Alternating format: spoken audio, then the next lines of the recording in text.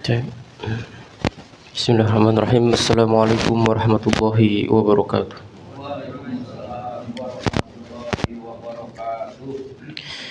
Innal hamdalillah nahmaduhu wa nasta'inuhu wa nastaghfiruh wa na'udzu billahi min shururi anfusina wa min sayyiati a'malina.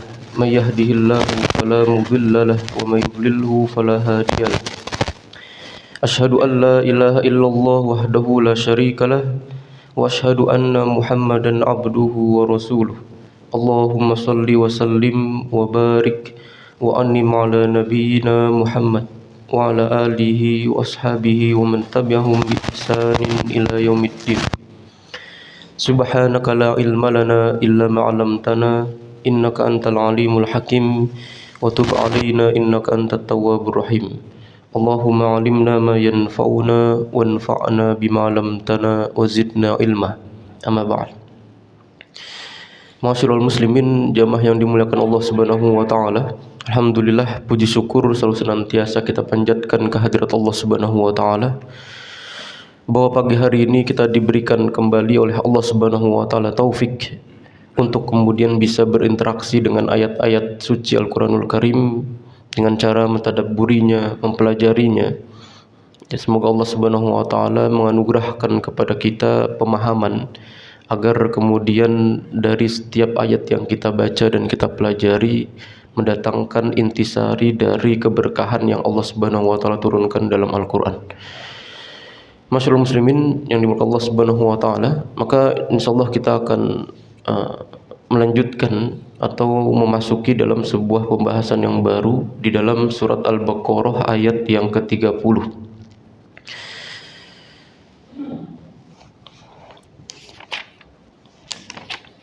Baik.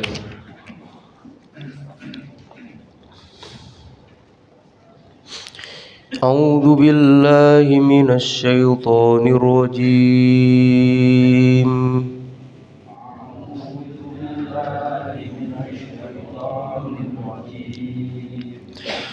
Bismillahirrahmanirrahim.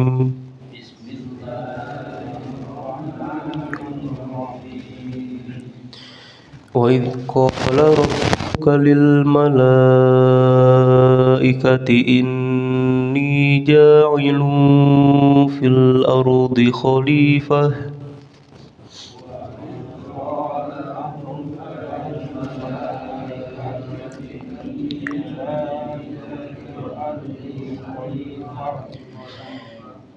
qalu ataj'alu fiha man yufsidu fiha wa yasfiku ad-dima'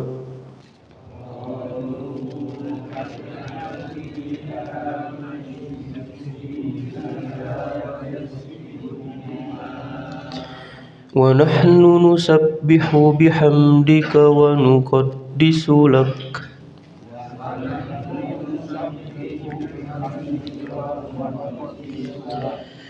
Qala inni a'lamu ma la ta'lamun.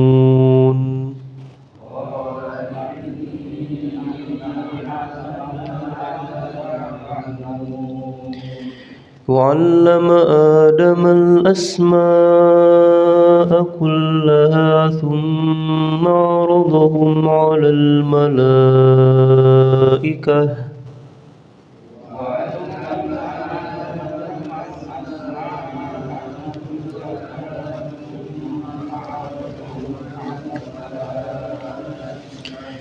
فقال أنبئوني بأسماء هؤلاء إن كنتم صادقين.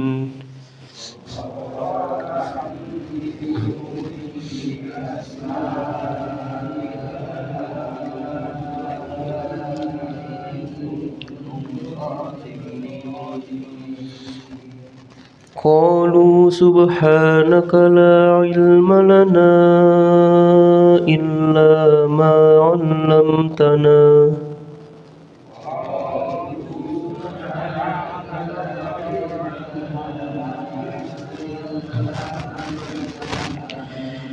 إنك أنت العليم الحكيم.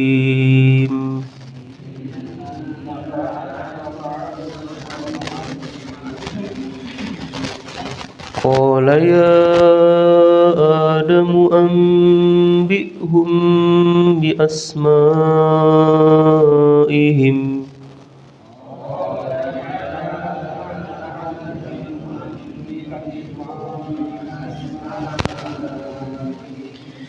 فلما أنبأهم بأسمائهم قال ألم أقل لكم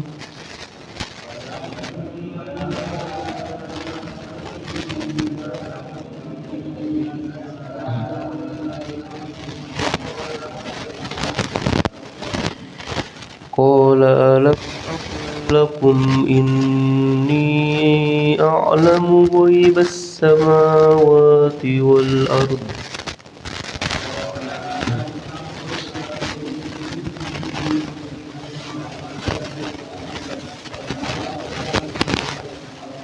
وأعلم ما تبدون وما كنتم تكتمون.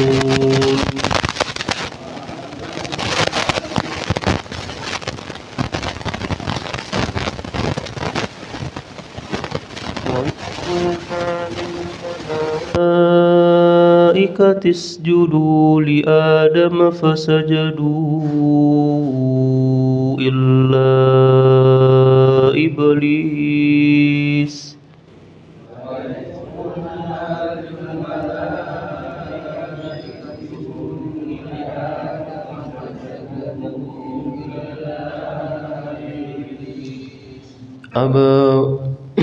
أبى واستكبر وكان من الكافرين.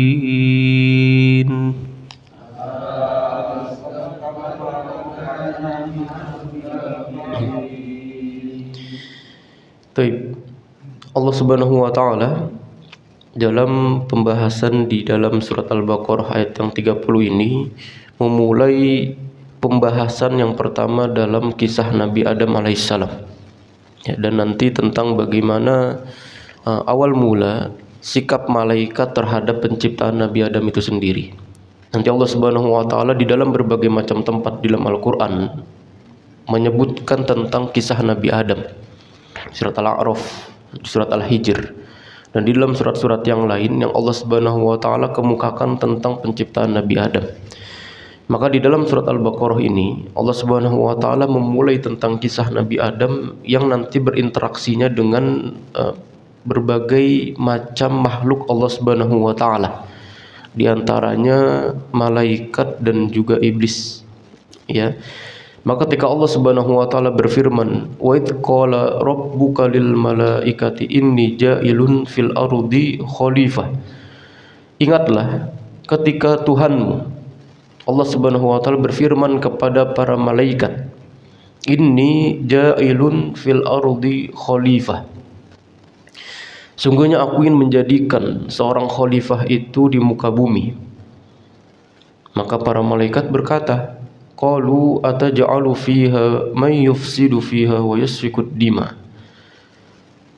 Mengapa engkau ingin menjadikan khalifah di muka bumi seorang yang dia itu akan membuat kerusakan dan menumpahkan darah di dalamnya?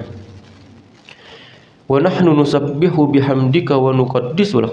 Padahal kami, kata para malaikat, sudah senantiasa bertasbih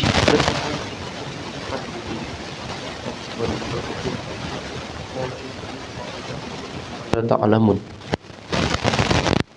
Sungguhnya aku mengetahui apa yang tidak kamu ketahui. Baik, dalam ayat ini Allah Subhanahu wa taala menggambarkan di antaranya tentang sifat dan perkataan malaikat ketika diangkat dan diangkat dan keturunannya yang Allah SWT sebagai khalifah. Ya, Allah Subhanahu wa taala dalam ayat ini memberitahukan tentang karunia yang diberikan, yang dianugerahkan kepada anak cucu Adam berupa kehormatan bagi mereka, di mana Allah Subhanahu wa taala berbicara tentang mereka di hadapan para malaikat yang Allah Subhanahu wa taala ciptakan. Makanya ketika Allah Subhanahu wa taala menyampaikan wa idz qala rabbuka lil malaika, artinya malaikat ini sudah diciptakan oleh Allah Subhanahu wa taala lebih dulu dibandingkan dengan manusia. Maka Allah Subhanahu wa taala berbicara kepada mereka. Allah Subhanahu wa taala menceritakan, mengabarkan tentang rencananya membuat sebuah makhluk untuk menjadi khalifah di muka bumi. Ini ja'ilun fil ardi khalifah. Dan khalifah dalam bahasa Arab bisa bermakna dua hal. Dia bisa bermakna sebagai alladzi yakhluf, yakni orang yang mengganti. Jadi khalifah itu kalau secara bahasa berarti pengganti. Ya. Bisa yang bermakna yang mengganti atau juga bisa yang dimakna yang diganti. Ya.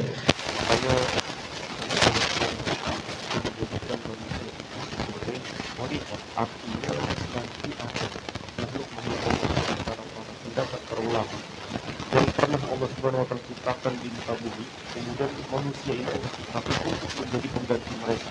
Karena nanti malaikat itu kan mengatakan, atau ja'alu fiha ma yufsidu fiha. Terus kita apakah kau ini menciptakan seorang yang dia ini akan membuat kerusakan dan menumpahkan darah. Tapi kita bahas tentang apa maksud dari perkataan para malaikat itu.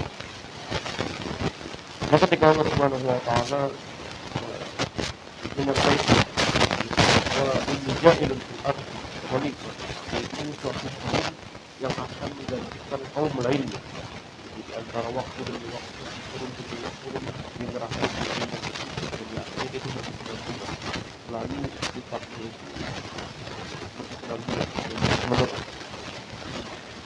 Allah Subhanahu wa taala berfirman, wa huwa alladzi ja'alakum khalaifatul ardh, dan dialah Allah yang memberikan kepada kalian penguasa di muka bumi. Allah Subhanahu wa taala juga berfirman dalam surat ayat yang lain, di antaranya dalam surat An-Naml. Misalnya ketika Allah Subhanahu wa taala menyampaikan wa ja'alukum khulafa'al ardh, dan yang menjadikan kamu manusia sebagai khalifah di muka bumi. Intinya bahwa yang dikehendaki oleh Allah Subhanahu wa taala artinya bukan hanya sekedar Nabi Adam saja, tapi juga anak cucu keturunan dari Nabi Adam itu sendiri. Dan Allah Subhanahu wa taala menggambarkan tentang sikap dan perkataan para malaikat. Mereka mengatakan, "Ataj'alu fiha may yufsidu fiha wa yasfiku dima." Mengapa engkau ingin menjadikan khalifah di muka bumi orang-orang yang mereka suka berbuat kerusakan dan suka menumpahkan darah? Ya, di sini lihat para malaikat. Maksud dari mereka itu adalah bahwa di antara jenis makhluk ini adalah mereka itu suka melakukan perbuatan-perbuatan ya, yang disebutkan oleh para malaikat. Ya, maksudnya para malaikat di sini bukan untuk mendebat Allah Subhanahu wa taala, tapi maksudnya di sini nanti ingin meminta keterangan kepada Allah Subhanahu wa taala. Ya. Maka seolah-olah para malaikat ini mengetahui ya, hal yang disampaikan tadi berdasarkan ilmu yang diketahui oleh para malaikat atau pengetahuan mereka tentang tabiat manusia. Karena Allah Subhanahu wa taala itu telah mengabarkan kepada para malaikat jenis makhluk ini diciptakan dari tanah kering. Ya, itu kalau di dalam tafsir Al-Baghawi, ketika Imam Al-Baghawi dalam kitab Asrarut Tanzil tentang tafsirnya, Imam Al-Baghawi menyampaikan bahwa ini ketika Allah Subhanahu wa taala menciptakan Nabi Adam, maka Allah Subhanahu wa taala mengambil salah satu tanah yang ada di muka bumi. Kemudian ingin diciptakan, maka bumi menolak. Ya, kemudian malaikat itu kemudian disuruh oleh Allah Subhanahu wa taala untuk mengambil salah satu tanah di muka bumi. Maka bumi itu berfungsi ketika malaikat itu ingin mengambil kebenaran, maka malaikat ditolak lagi oleh Iblis.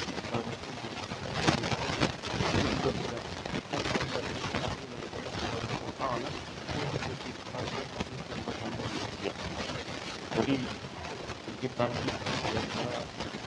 yang disampaikan oleh Imam Al-Baghawi adalah sebuah makhluk yang diciptakan dari kualitas tanah yang berasal dari bumi itu sendiri. Makanya di antara kita ini memiliki fisika yang berbeda-beda. Ada yang kulitnya itu hitam, ada yang putih, ada yang mancung, ada yang pesek, ada yang besar, ada yang tinggi dan sebagainya. Ya, karena itu berdasarkan dari jenis tanah yang berbeda-beda. Baik, maka Allah Subhanahu wa taala telah mengabarkan kepada para malaikat ya, bahwa jenis makhluk ini diciptakan dari tanah liat yang kering, yang berasal dari lumpur hitam yang diberi bentuk.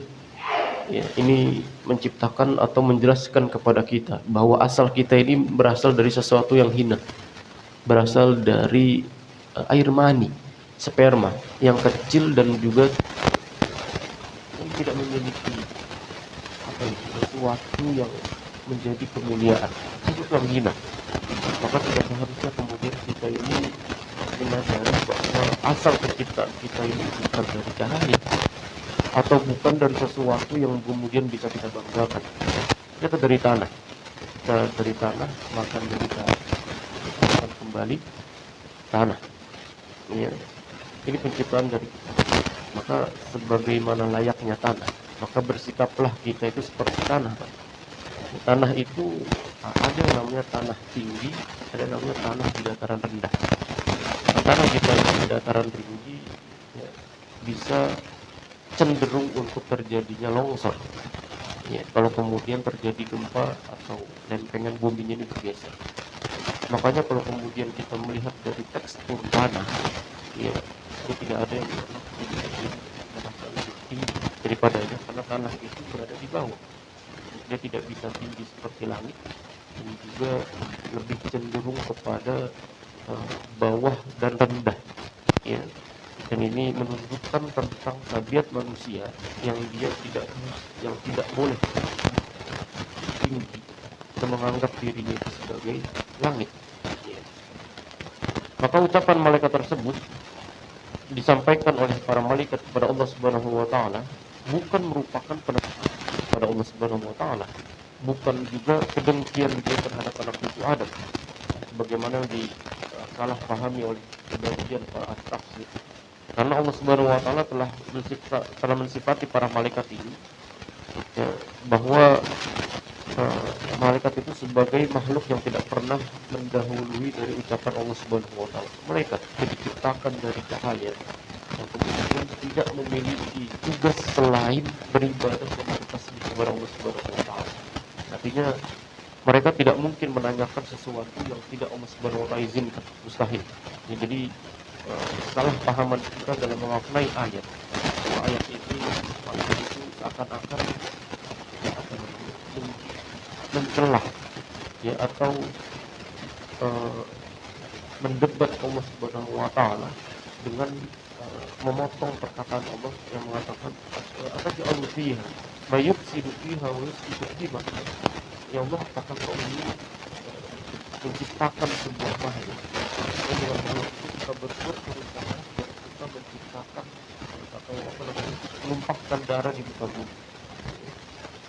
Maka di sini tatkala Allah Subhanahu wa taala memberitahukan kepada para malaikat bahwa Allah Subhanahu wa taala akan menciptakan makhluk di muka bumi, ini disampaikan oleh Qatadah dan para ulama yang lainnya, bahwa para malaikat telah mengetahui bahwa mereka akan melakukan kerusakan di muka bumi. Maka Allah Subhanahu wa taala maka malaikat itu bertanya, maka kau ingin menjadikan sebuah makhluk yang dia suka berbuat kerusakan dan menumpahkan darah. Dan pertanyaan malaikat ini hanya dimaksudkan untuk meminta penjelasan dan keterangan tentang hikmah yang terdapat di dalamnya. Jadi seakan-akan para malaikat itu berkata, ya Allah, apa hikmah di balik penciptaan yang Engkau ingin ciptakan manusia sebagai khalifah di muka bumi ini? Ya, padahal mereka itu adalah orang-orang yang suka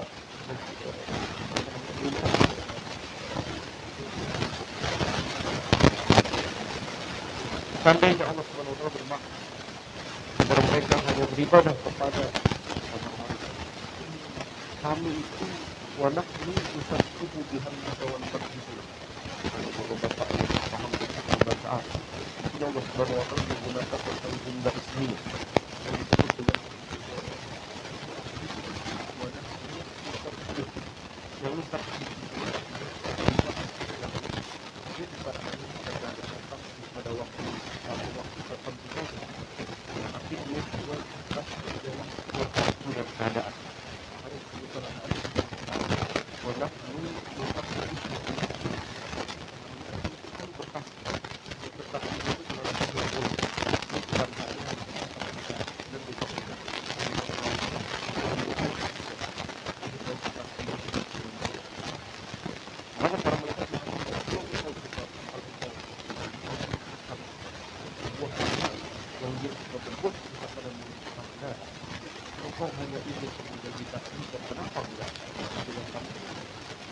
Malaikat itu tugas kita hanya bertasbih, memberikan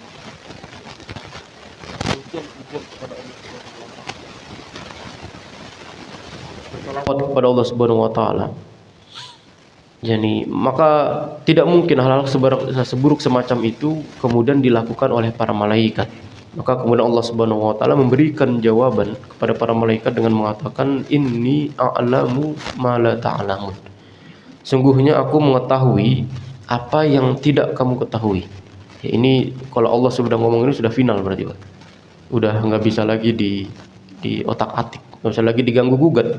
Karena Allah Subhanahu wa taala sudah mengatakan inni a'lamu ma la ta'lamun. Nanti kita akan menyebutkan tentang ciri seorang makhluk yang mereka itu tidak akan pernah mengetahui tentang maksud yang Allah Subhanahu wa taala berikan kepada sebuah hikmah, ya, di balik sebuah peristiwa. Maka ketika Allah Subhanahu wa taala tadi menyampaikan inni a'lamu ma la ta'lamun, sungguhnya aku mengetahui apa yang tidak kamu ketahui, artinya Allah Subhanahu wa taala mengetahui bahwa di balik penciptaan makhluk ini itu terdapat sebuah kemaslahatan yang lebih besar daripada sebagian kerusakan yang kalian sebutkan tadi, ya, yang tadi disebutkan oleh para malaikat.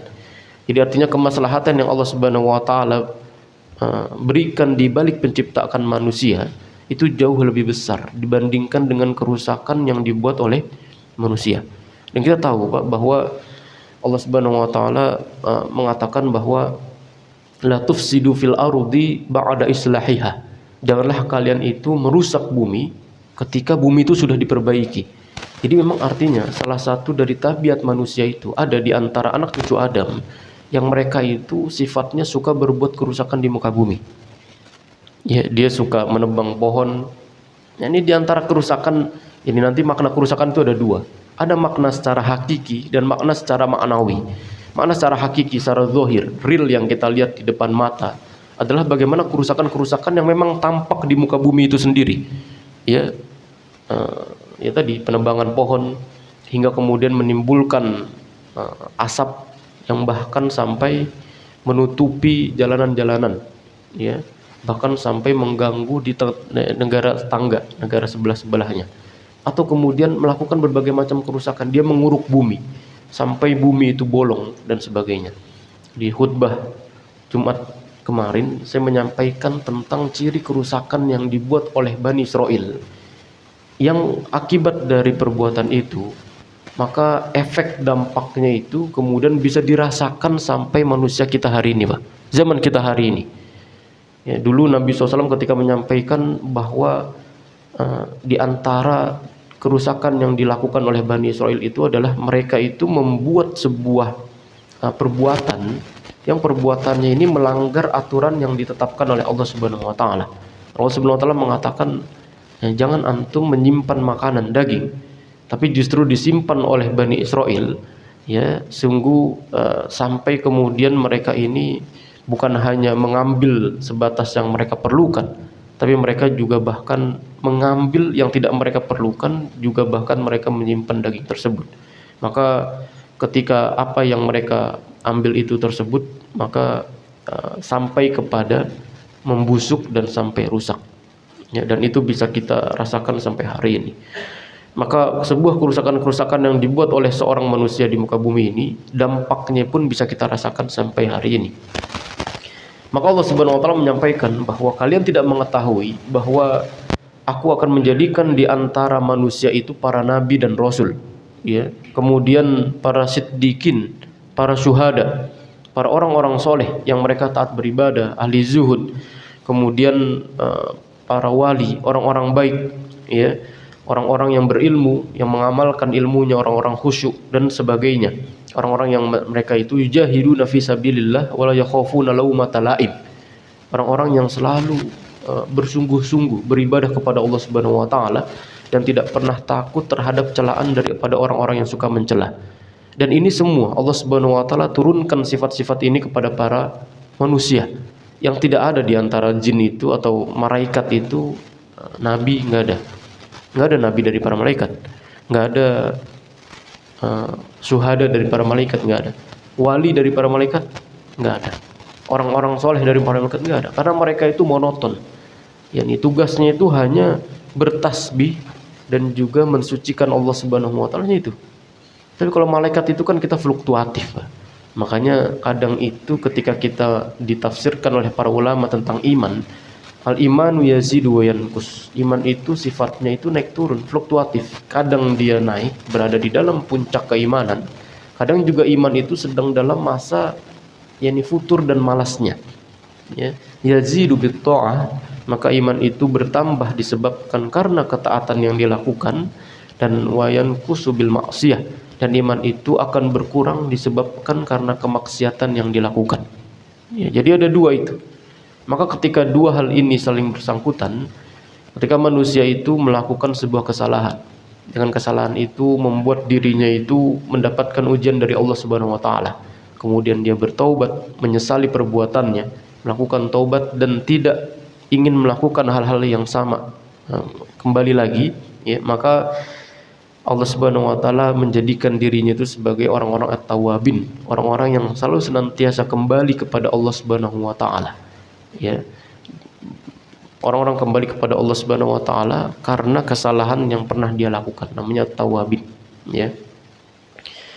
Maka sifat-sifat ini hanya Allah Subhanahu wa taala kemudian turunkan kepada para manusia.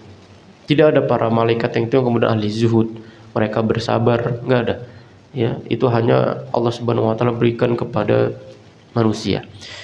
Kemudian dalam sebuah hadis disampaikan oleh Imam Al-Bukhari rahimallahu taala bahwa para malaikat naik menghadap Allah Subhanahu wa taala dengan membawa amal-amal hambanya, dan kemudian Allah Subhanahu wa taala menanyakan kepada mereka, padahal Allah Subhanahu wa taala jauh lebih tahu tentang apa yang Allah Subhanahu wa taala tanyakan kepada mereka. Maka dalam sebuah hadis yang sahih itu Nabi SAW itu pernah bersabda, yata'aqabuna fikum malaikatum bil laili wa malaikatum bin nahar. Jadi malaikat pada malam hari dan malaikat di siang hari itu suka berganti-gantian shift, ya.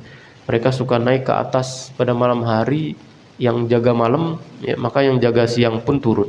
Selalu begitu bergantian. Kemudian wastami'una fi sholatil fajri wa sholatil asri. Kemudian para malaikat ini disebutkan oleh Nabi SAW, mereka ini suka berkumpul, suka saling berpapasan. Berkumpulnya itu pada waktu fajri dan pada waktu asri, pada waktu sholat subuh dan pada waktu sholat asar. Makanya ketika Nabi SAW menggambarkan tentang sifat orang munafik, orang-orang yang suka susah menjalankan dua sholat ini, yaitu diantaranya sholat subuh dan sholat asar. Dalam riwayat lain ada sholat isya dan sholat asar. Ini merupakan dua sholat yang sulit bagi orang-orang munafik. Kenapa? Karena dua sholat ini merupakan dua waktu di tengah kondisi manusia ini sedang beraktivitas. Kalau sholat subuh, ya, maka manusia itu sedang beraktivitas tidur, ya, aktivitas yang nyenyak, yang nyaman. Ditambah lagi kalau malamnya ini habis lelah bekerja, ya, pulang kemudian tidur sampai bangunnya jam 6, ya, sudah kesiangan. Jadi dia di tengah aktivitas manusia. Adapun asar pun juga sama. Asar itu di tengah manusia itu sedang dalam puncak-puncaknya beraktivitas. Ya, ada yang nanggung, makanya dia belum pulang kerja, belum selesai kerja juga. Ya, masih dalam kondisi dia masih dalam bekerja. Mau pulang nanggung, mau nggak pulang juga nanggung. Ya, jadi di tengah-tengah itu. Maka dua sholat ini digambarkan oleh Nabi SAW tempat berkumpulnya atau bertemunya dua malaikat pergantian shift tadi. yastami'una fi sholatil asri wa sholatil fajri. Ya, dia bertemunya itu di dalam salat fajr, di salat subuh dan salat asar. Maka dalam kondisi yang seperti itu, Allah Subhanahu wa taala kemudian bertanya kepada para malaikat, "Kaifa taraktum ibadi?" Ya, ketika pergantian shift tadi, maka Allah Subhanahu wa taala bertanya kepada malaikat, "Bagaimana engkau meninggalkan hambaku? Dalam kondisi apa kau tinggalkan hambaku?" Apa kata para malaikat? "Taraknahum wa hum yusallun." Ya Allah, sungguhnya kami meninggalkan mereka dalam kondisi mereka itu sedang sholat. Karena ketika fajar itu mereka mendapati kita sedang sholat berjamaah, ya, begitu sholat asar balik lagi, lah ini lagi sholat lagi.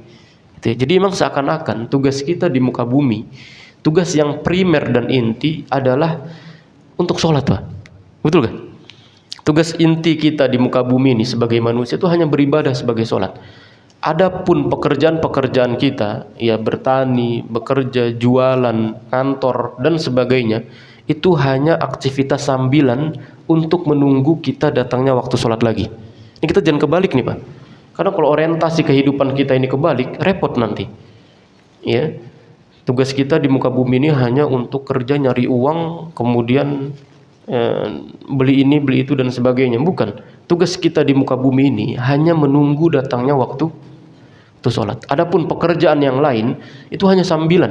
Betul gak? Kita dari subuh nih nanti, kita subuh sampai syuruk itu hanya menunggu waktu datangnya sholat zuhur.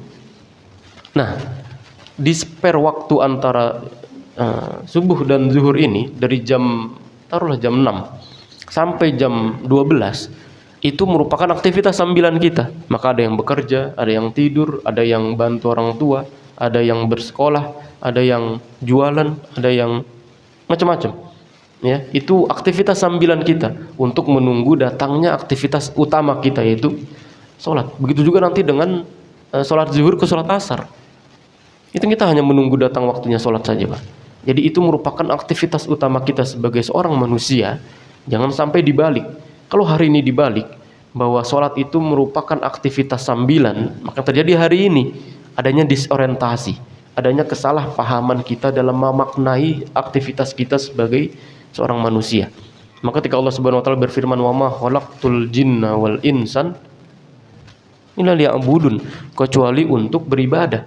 Jadi seluruh aktivitas kita itu tadi harus berlandaskan dari ibadah kepada Allah Subhanahu wa taala.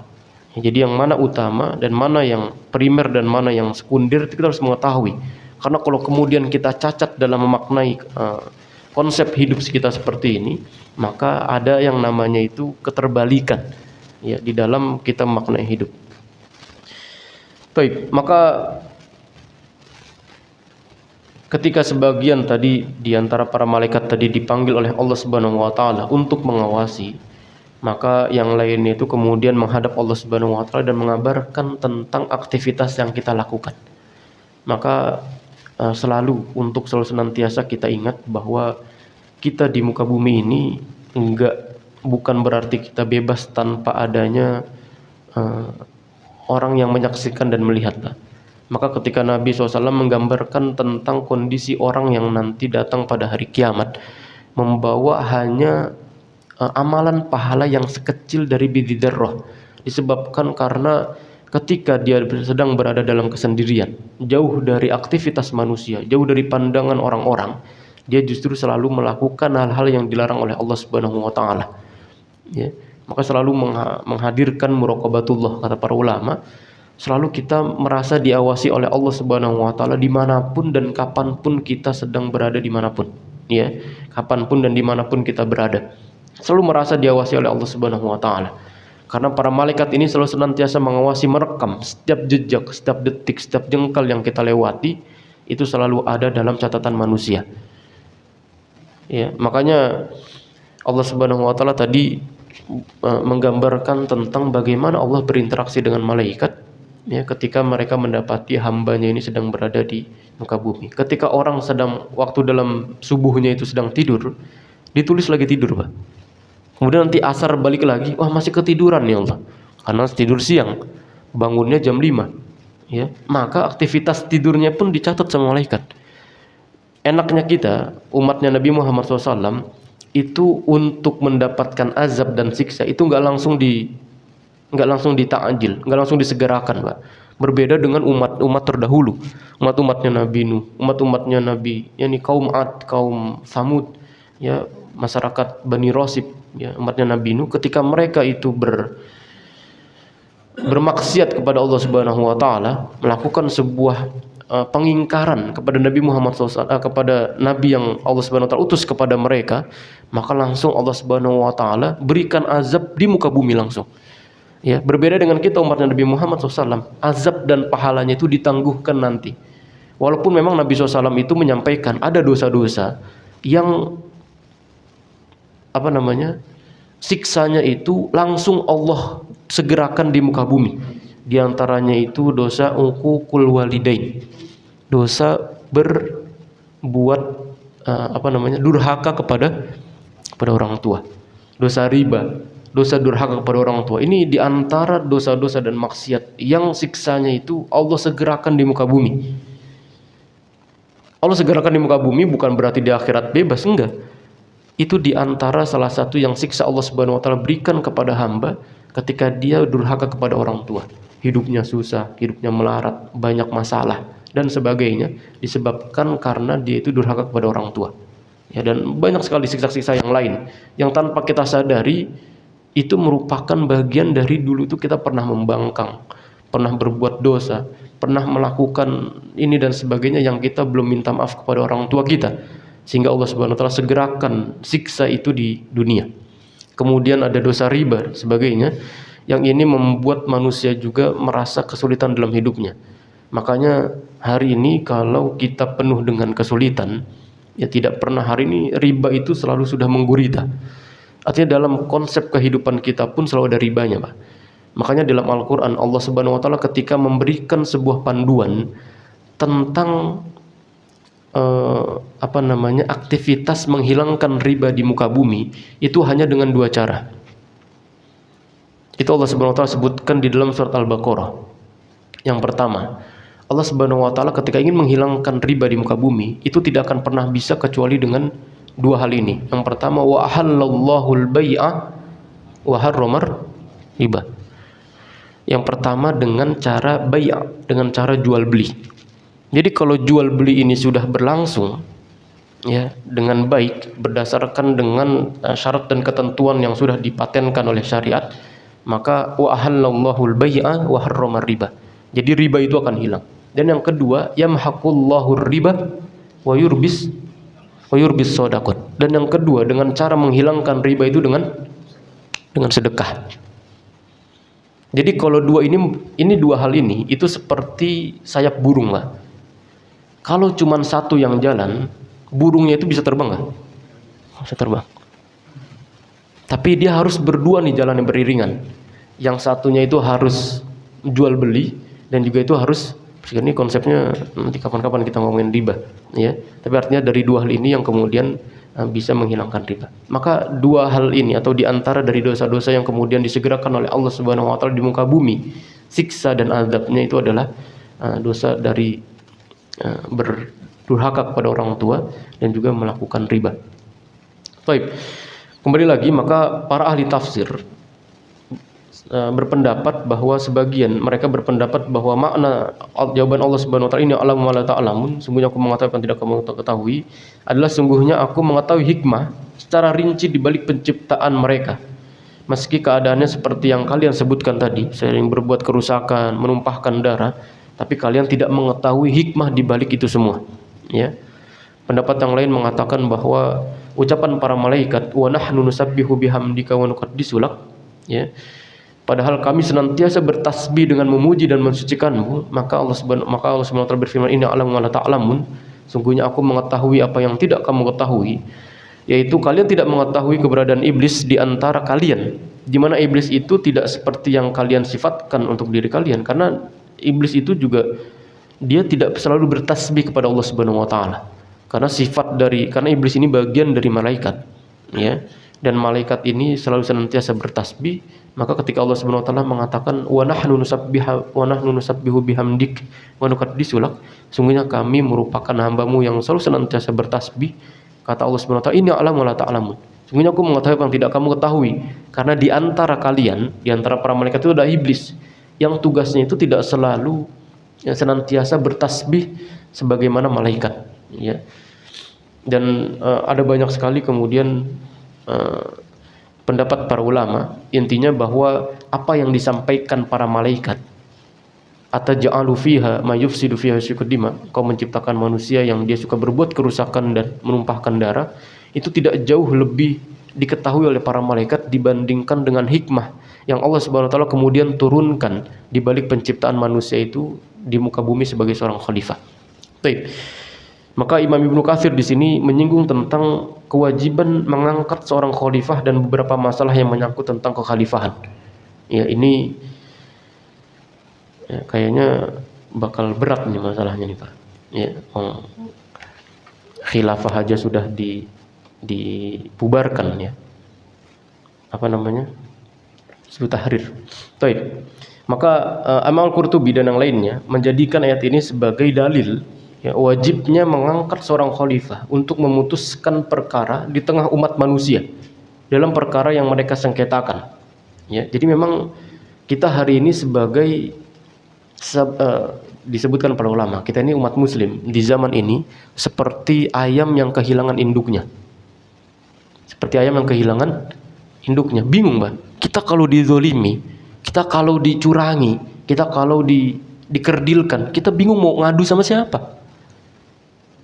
Kita mau ngadu sama siapa? Kita sudah dirugikan. Kita ngadu ke instansi pemerintah, kita juga dizolimi sama mereka. Kita mau ngadu sama siapa? Dulu di zaman, ya, terakhir kali dinasti Turki Utsmani itu memimpin, walaupun sudah tidak memiliki power yang kuat di tengah kondisi barat yang sudah maju, ya, maka ketika sebelum jatuh tahun 1900-an itu, kita sudah menyampaikan bahwa masyarakat Aceh itu mereka disulit, Pak, dipersulit oleh masyarakat Hindia Belanda, pemerintah Belanda untuk pergi haji ke Tanah Suci. Maka apa yang terjadi? Maka Kesultanan Aceh pada waktu itu mereka membuat surat untuk mengadukan permasalahan yang mereka dapat di Nusantara untuk sampai kepada Raja Sultan Abdul Hamid II yang ada di Turki Utsmani, yang ada di Turki. Begitu didapati, maka Sultan Abdul Hamid itu memanggil delegasi Belanda, memanggil menteri luar negerinya Belanda lah, ya.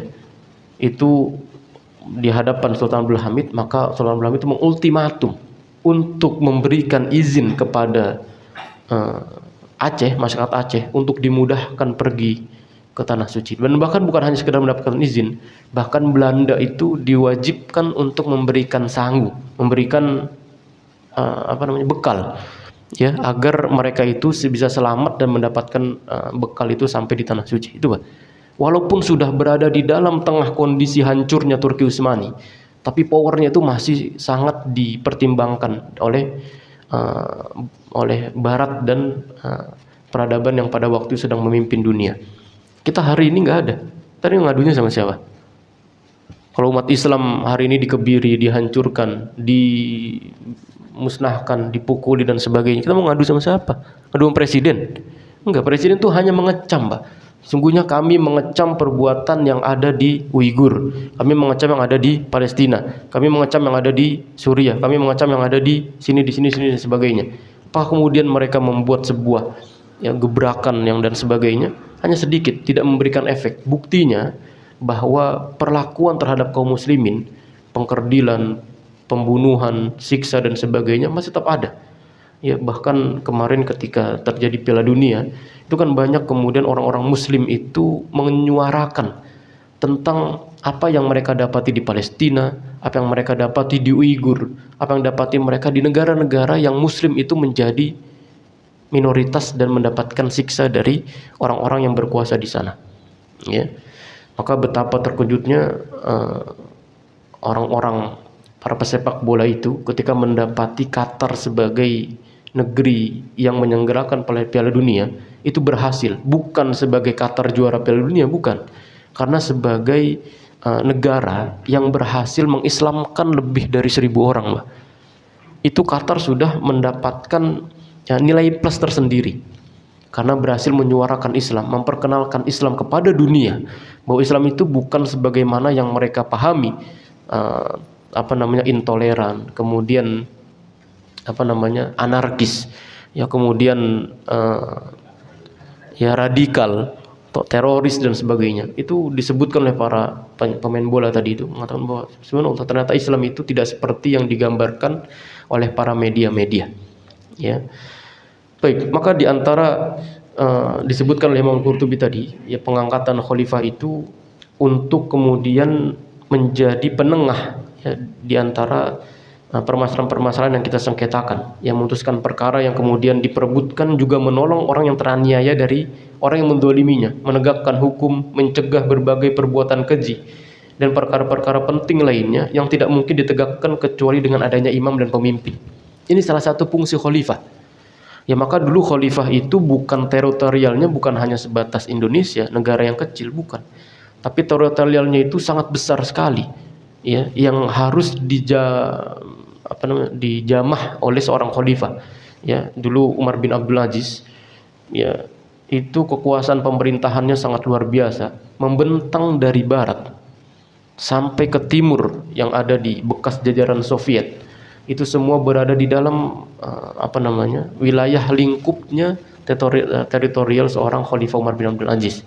Ya, dan itu betapa besar yang harus mereka pertanggungjawabkan.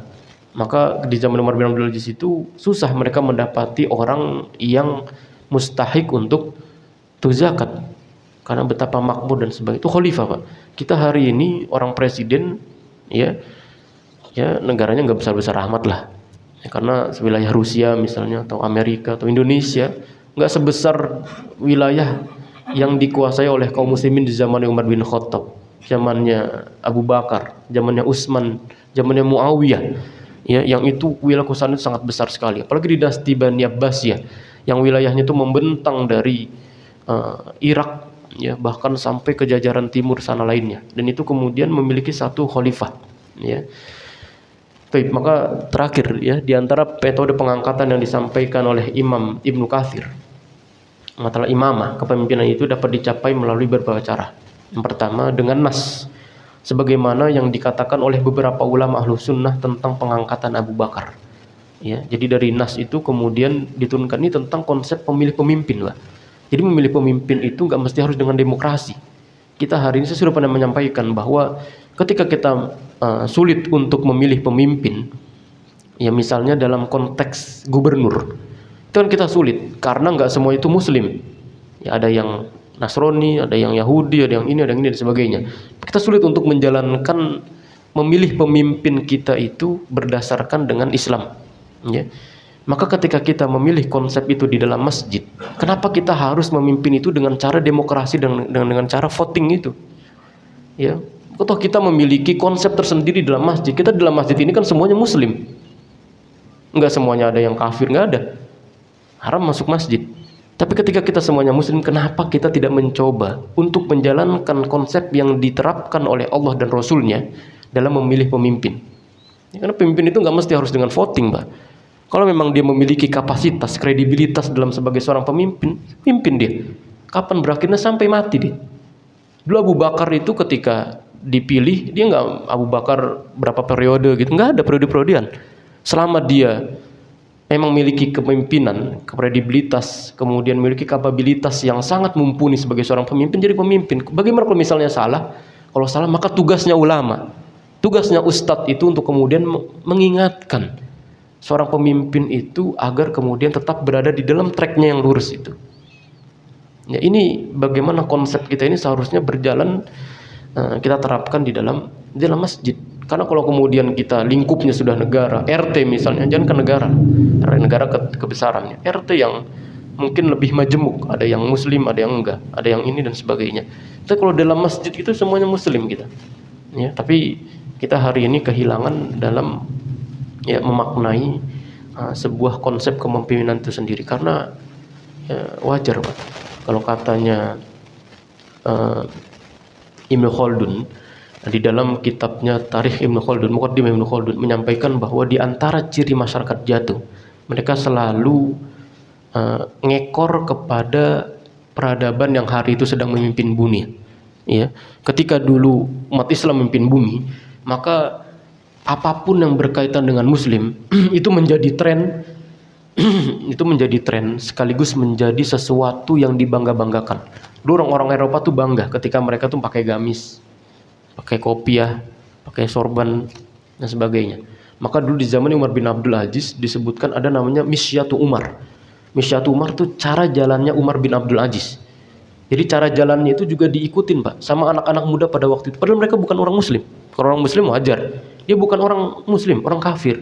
Tapi ketika umat Islam sedang memimpin bumi, maka apapun peradaban yang dimiliki oleh umat Islam itu akan sangat disukai oleh orang-orang Barat. Nah, kita hari ini yang memimpin dunia itu bukan orang Islam. Yang memimpin bumi itu orang-orang kafir. Maka peradaban kita pun seperti diombang-ambing. Kita ngikut peradaban Barat, kita ngikut. Hari ini peradaban itu sedang condong kepada Korea. Maka peradabannya pun kita ngikut Korea. Anak-anak kita antum lihat. Ya, mereka suka pada opa-opa Korea, nontonnya drama Korea dan sebagainya. Ini diombang-ambing. Kita tidak memiliki satu itu. Dan itu sudah menjadi sebuah sunatullah yang disampaikan oleh Imam Ibnu Khaldun dalam kitab Muqaddimahnya tadi, bahwa ciri masyarakat jatuh ketika mereka itu selalu ngekor, selalu mengikuti peradaban yang pada waktu itu sedang memimpin dunia. Ya. Baik. Kemudian melalui penunjukan seperti penunjukan Abu Bakar menurut pendapat lainnya. Ini artinya ketika metode pengangkatan khalifah tadi, kenapa dia tidak mesti harus voting dan demokrasi seperti kita hari ini voting siapa yang paling, enggak. Dia dari pemimpin sebelumnya itu bisa nunjuk antum yang memiliki kapabilitas, antum yang memiliki kredibilitas, antum yang memiliki ilmu yang mumpuni untuk menjadi seorang pemimpin. Karena kalau kepemimpinan hari ini dimasuki dengan kepentingan-kepentingan, maka yang terjadi seperti hari ini, Pak, banyak titipan-titipan. Ya, orang jadi pemimpin tidak punya, ya kita tahulah ya, orang yang punya kepemimpinan sama enggak itu kelihatan dari powernya, dari cara dia memutuskan perkara, dari kekuatan bicaranya dan sebagainya, itu kelihatan orang yang memiliki pemimpinan. Kepemimpinan tuh nggak boleh orang itu ngomongnya nggak jelas, ya, multitafsir dan sebagainya, itu tidak diperkenankan. Ini saya bukan ngebahas tentang orang atau presiden atau apapun, ya, enggak. Ini secara umum tentang khalifah yang kemudian disebutkan oleh Imam Ibnu Katsir dalam kitab ini. Maka yang kedua itu dengan cara penunjukan. Ya, dari Abu Bakar nunjuk. Ya, mereka menyebutkan tentang 6 orang yang dijejerkan yang berhak untuk menjadi khalifah. Yang ini nggak mau, maka Umar kemudian menjadi khalifah. Begitu juga Umar nanti kepada Utsman. Dijejerkan lagi, ini orang yang berhak. Maka di antara orang yang paling berhak itu adalah Abu Ubaidah bin Jarrah. Itu orang yang berhak menjadi khalifah. Tapi karena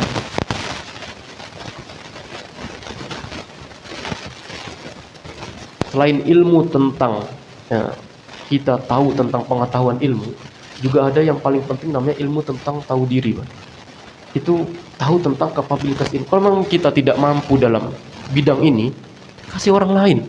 Jangan dipaksakan kemudian kita itu mengambil sebuah beban yang nanti akan mempersulit diri kita sendiri. Ya, maka dulu seperti Abu Ubaidah, belajar seorang sahabat mulia, hebat, besar sebagai panglima, orang soleh dan sebagainya. Tapi ketika diserahkan kepemimpinan, ditunjuk oleh Umar untuk menggantikan dirinya, dia nggak mau. Karena tahu bahwa dirinya tuh nggak mampu jadi pemimpin itu. Tentang konsep tahu diri. Toib. Kemudian selanjutnya melalui pelimpahan pada akhir masa jabatan kepada orang lain. Ya, jadi dilimpahkan jabatannya sebagaimana dilakukan oleh Abu Bakar As-Siddiq terhadap Umar bin Khattab. Jadi kalau misalnya dia sudah meninggal, dan siapa? Maka umat pada waktu itu berembuk. Siapa orang yang berhak untuk kemudian, kalau kita hari ini mungkin ada wakilnya ya. Tapi nggak selamanya kemudian wakil. Kalau memang dia, karena banyak, Pak, hari ini konsepnya pemimpin itu hanya sebatas formalitas organisasi. Namanya ada pemimpin, tapi program, yakni kekuatan dan sebagainya nggak ada. Cuma namanya doang. Yang menjalankan itu malah justru orang-orang bawahnya, dan itu banyak, ya. Kemudian selanjutnya menyerahkan permasalahan untuk dimusyawarahkan oleh orang-orang soleh, sebagaimana dilakukan oleh Umar bin Khattab. Dia memanggil para orang-orang soleh, kemudian dimusyawarahkan untuk siapa yang berhak untuk menjadi pemimpin selanjutnya. Oh, ini fulan, ini fulan, ini fulan, ini fulan, ya.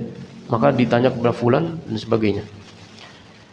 Adapun yang selanjutnya dengan kesepakatan bersama dari ahlu hilli wal aqdi, ya orang-orang pilihan yang terdiri dari ulama dan tokoh terkemuka mewakili kaum muslimin untuk membaiatnya dengan orang-orang, inilah kesepakatan dapat mudah dicapai. Jadi samalah konsepnya seperti sebelumnya, dipilih oleh orang-orang yang soleh dan sebagainya, kemudian memudahkan kaum muslimin untuk dibaiat, ya, atau dipilih, ditunjuk sebagai seorang pemimpin.